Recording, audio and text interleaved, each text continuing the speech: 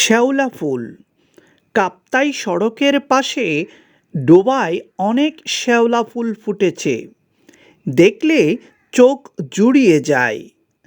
আমাদের রাঙ্গুনিয়ার মরিয়মনগর চৌমোহনী স্টেশনের পর গাড়ির জানালা দিয়ে অপূর্ব সুন্দর গুমাই বিলের সবুজ ফসলের মাঠ এবং ফুটে থাকা অসংখ্য শ্যাওলা ফুল এক চোখ জুড়ানো ছবির দেখা মেলে।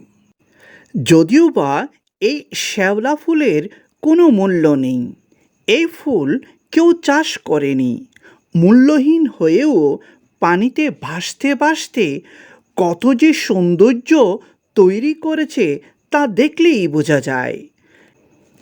শ্যাওলা বাংলা সাহিত্যে অবহেলা, পুরনো স্মৃতির জট এবং অদ্ভুত এক নীরব বিষাদের প্রতীক হিসেবে উপস্থিত হয়।